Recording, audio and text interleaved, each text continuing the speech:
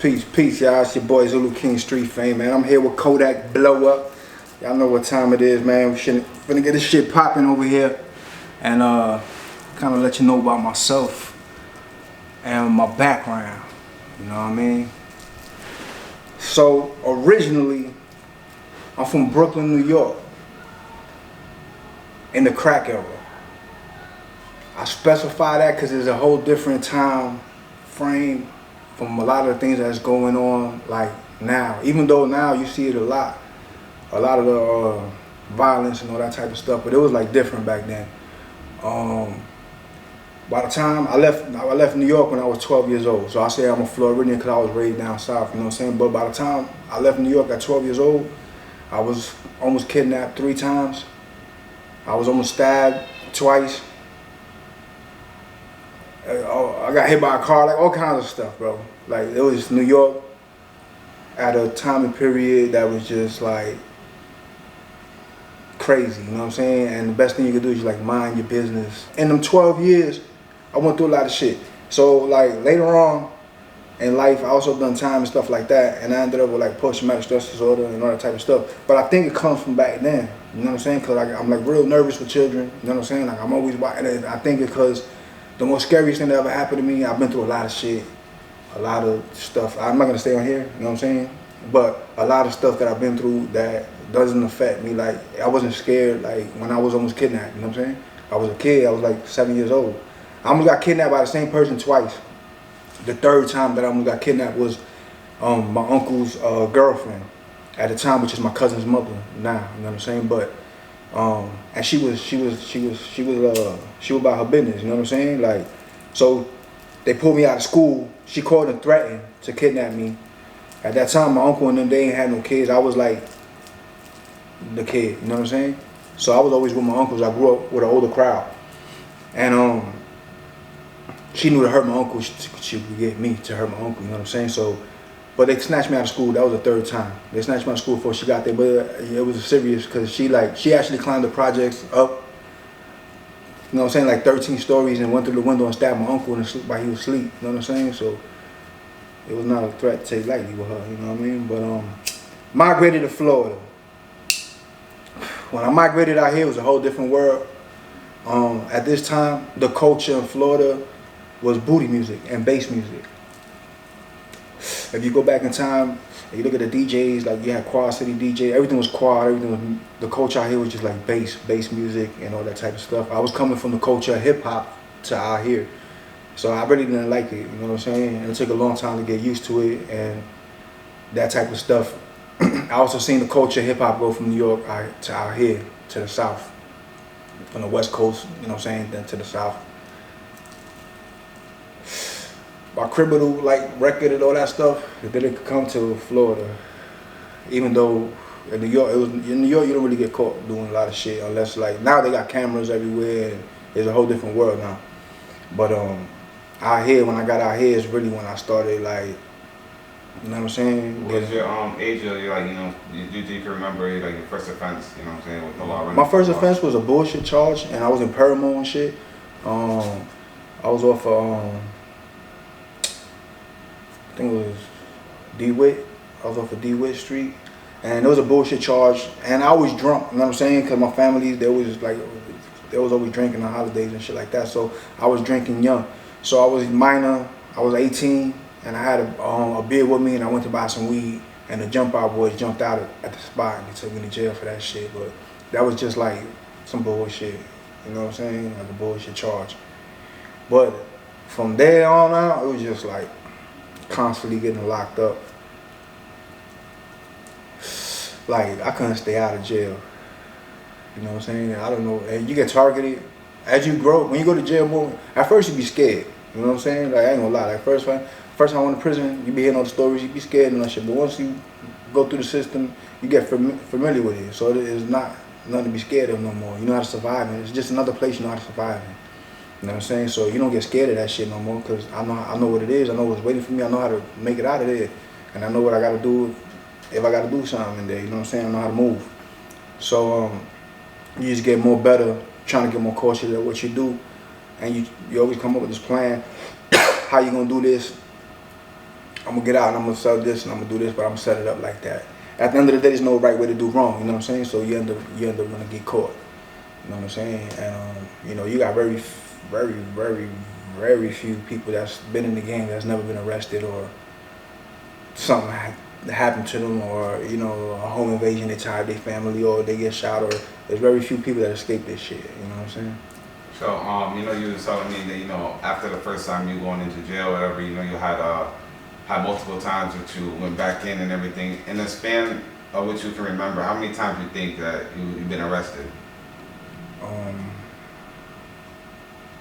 I got 16 felonies, convictions, like type shit. That's just shit that I've been convicted like for. Yeah. You know what I'm saying? But like, I can't even tell you, bro. Like, I think I got locked up. I don't want to say the number because it might be wrong. Then they'll be like, yo, he capped me, but somewhere around like 8 or 9 times in 1 year. Before, like, I got the fastest time I ever went back to jail. I bonded out and I was back in jail 16 hours later, and I had to get a lawyer to get me a bond hearing because they take your bond. See, back in the days over here, yo, you used to get a VOP and get locked up, and you get in and out, and then that dude from Deltona, Spanish dude, they call him the Xbox killer or whatever, he bonded out. He was on probation. They gave him a bond. He got out, and he went to Deltona and killed some people with a bat, like 5, 6 people for Xbox or whatever. And they changed the law after that. So you have what's that shit called now? There's something with like a murder, some shit. When you violate your probation and if you got a violent charge, they're not letting your ass out. What is it? Damn, I had it on the tip of my tongue. But it's like some shit murder, anti-murder act. That's what it's called, some shit like that. You know what I'm saying? So you fall under that, you ain't getting out. You gotta tell on somebody. That's how all your homies be getting out. In case y'all wondering, how the nigga keep getting out of jail? Be that bitch telling he working. Cause Word. So, you know, now being back in the days and everything, when it came to like you growing up in I'm gonna say like, you know, Central Florida, because I'm pretty sure you've been all over the place around this area. Yeah. What was it like, you know, growing up? You know what I'm saying? And you know, being into like all the things that you was getting into. You know, obviously, you know, you're saying you've been arrested a couple of times and stuff like that. Like, how was it not from today, from like back in the day? Has it changed in any way, or is it still the same when it comes to like, you know, like the streets basically, I want to say? All right, like back then, when I first moved from New York, I moved to Apopka, you know what I'm saying? So I grew up in Apopka. Then from there, I went to Cimarron. When I was in Apopka, it was more music. I was more into the culture a lot and all this and that. When I went to Cimarron, we were selling dope. And that's how I got into a lot of trouble over there and all that. Homicide investigations, persons of interest, like all kinds of shit. Gang unit. You got dirty ass police in Orlando. You know what I'm saying? You got police used to ride by us throwing up pitchforks. You know what I'm saying? Like they would ride by us and be like, "Yo, maniac, violent." You throw up pitchforks, and they were stealing niggas dope and selling it to these people and all kinds of shit. You know what I'm saying? But what would I say is different today from back then? A lot of things. As far as the street goes, I don't even like being out there like that. Like, you know what I'm saying? I'm out there because I fuck with people and shit like that, but I don't like being around none of that shit no more, because there's no honor no more, there's no loyalty no more. You know what I'm saying? People, they blow with the wind, and it's just like, it's nothing real no more. Like, you know what I'm saying? They honor rats, they honor snitches. Like, you know what I'm saying? You could keep it solid and you'll do 20 years and come home and nobody be there for you. But a dude to tell and get everybody else 50 years and do a year and come home and they popping bottles and they celebrating this shit. You know what I'm saying? So I can't be around that fake shit. You know what I'm saying? So it just don't mix with me. You know what I'm saying? So I just leave that where it's at. The problem with me just leaving that where it's at and just avoiding the situation is that I'm not dropping no jewelry, or I'm not passing the message on to the younger cats that's getting manipulated to telling themselves. They getting manipulated by these cameras. They getting manipulated by all this shit. So they out here and they feel like, in order for me to be hot, and the females, this for the females too. If you watch any female artists that come in the game, eventually she's gonna get her body done, because she feels, I gotta get my body done in order to make it. And these young cats is the same thing. I gotta have these guns in this video. That's how I'm gonna be lit. I gotta put the pole in the video. You gotta throw up a gauge. You know what I'm saying? And all this type of shit. Now you're indicting yourself. You're snitching on yourself. You see what I'm saying? You're just recording everything you're doing and giving it to the police. That's what you're doing. You know what I mean? And I think a lot of people is not aware of that shit. Even though it's like common sense, it's just somebody's not telling y'all that shit. Y'all OGs ain't telling y'all that. So I think it's just a whole different era. You know what I mean? Back when we was doing our thing, we ain't had cameras in the street. We ain't had, if we got in a fight, everybody pull out a phone and start recording. You know what I'm saying? You can pull out a phone and start recording, and homie could fall and hit his head and die, bro. And you just recorded a murder and you put it up on the internet. You know what I'm saying? Like, so I just think it's a different time. There's a lot of self-snitching. And some of it people are aware of, and some of it they're not. They're just doing it because they think that's what it is to be lit. That's what it is to get on. You know what I'm saying? But you ain't gonna get nowhere but jail, bro. Speaking of jail, your experience in jail, it's like involved 2 questions. So, I want to know like your experience in jail or prison, whatever, which one is best to speak about, and what was the time span that you could say that you spent in prison, like all together? When you go to prison, if you a hustler or whatever it is, it don't stop. You know what I'm saying? Like, the hustle don't stop. You got different kind of niggas. When you go to jail, you got people that call home and get money sent to them, and some people can't. Nobody sent them nothing because they burn all their bridges. They might have been a bunch of junkies or something. Whatever it is they did. You know what I'm saying? But nobody look out for them. And then you got cats that go in there and they make plays and they send money home. You know what I'm saying? They still take care of their people from home. Whatever it is that they do. I was one of those that sent money home. You know what I mean? And in gang-infested camps, I was in Gulf CI. I was in Taylor CI. Altogether in prisons, I got 5 years, and I got 5 years in the county jail. You know what I'm saying? So it's like 10 years altogether locked up. You know what I'm saying? So it's like, sometimes people be like, yo, you be acting like this. And it's just because I've been locked up. You know what I'm saying? I miss them years. You know what I mean? So I feel like maybe that's why I feel, but it helps me because I could communicate with 2 different worlds as far as the street goes. I could communicate with the younger generation because they you know what I'm saying, they still vibe. They still got that vibe with me, and I could communicate with the old heads, in which they have no communication with each other. You know what I'm saying? Even in the music industry, like you can see it. Like with hip hop, they the only ones that say, "Oh, you're an old head, you can't rap no more" and shit like that. You know? So I think it kind of is a blessing in disguise, maybe. But jail time, 10 years wasted. You know what I mean? But I don't regret it. You know what I'm saying? Because it made me who I am today. You know what I'm saying? I had to sit down, bro. You know what I'm saying? I had to sit down, bro. You know what I'm saying? One time that I went, my mom was in the church a lot and all that, so I went to a church with her before I went in. I had to turn myself in, but they told I was gonna die. You know what I'm saying? If I didn't turn myself in, I was gonna die. And the dude named the people that was gonna kill me. You know what I'm saying? And there was people that was around me every day. And I never met that person, that pastor, or nothing, ever. He was here from some other place. So it was like, sometimes you go to jail to save your life in the street. You know what I'm saying? Look at the junkies. The junkies, they be looking hurt. Then they come out of jail, they look healthy, you know what I'm saying, to save their life. And it works the other way though, you know what I'm saying? Not that I was a junkie, nothing like that, but I'm just saying it saved my life from, you know what I'm saying, from dying out there. How was your experience in there?